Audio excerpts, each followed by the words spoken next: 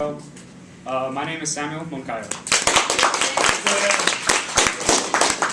Alright, so according to SurveyMonkey, many of you have lost somebody that you've loved, and sadly so have I. And also according to SurveyMonkey, many of you have also known people who've had cancer, or who have been able to forgive other people. Thus, my story really begins with the universal themes of death and forgiveness. And I will be explaining to you when I took care of my Nana when she was diagnosed with cancer. Then I'll go into her dying, and then I'll go into the confrontation with my mother afterwards.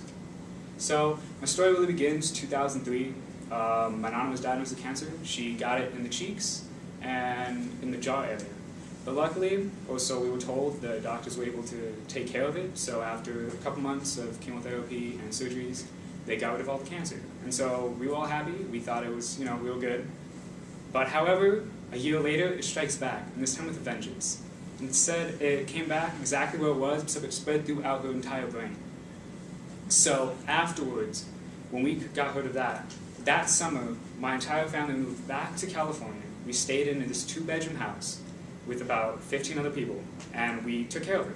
And I mean, we literally just took care of her. I never realized how important everyday activities would be until you see someone who literally can't do them anymore, and how ungrateful that I felt when I was like, oh, I can go to the bathroom by myself, I can eat, I can walk, I can do all these things, and then having to help my Nana do those things herself. And so one of my most memorable experiences was when her stitching started to come out from her cheek, and it was the side with the cancer. And because of this, she didn't heal properly. And so when the stitching started to come, she started to bleed immensely. And it was just me and my mom there and her. And we had no means of transportation. So when the stitching started to come down and she started bleeding, I was the one who had to hold the cloth to her and try to stop the bleeding. And so I can remember my hands being extremely bloody, and as my mom is running around looking for a needle and thread, because we were going to have to sew it, because we didn't have enough money to go to the hospital.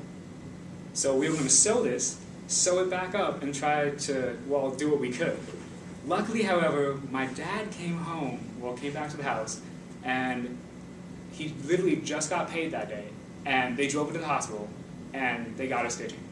So after a few months, school starts back up. I have to move back to Arizona. Obviously, got to go to school.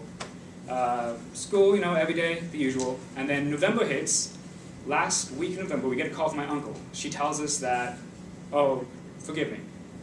And when we came back, we put my Nana in life support because we had no other place to put her, and we finally got enough money to do it. So November comes, last week, Uncle calls us, he tells us the doctor is telling us that we're taking her off life support. We don't have enough money to pay for it. So right then and there, we drive straight there. We didn't take anything. We just went 6 hours there. We got to the hospital at 3 o'clock in the morning. We rushed out of the car, and as we were coming up to the hospital doors, my Auntie Sandy's actually standing outside. And after that, I am in another car, going straight to another house. They dropped me off at another house. I stayed there for 3 days with my cousin by ourselves.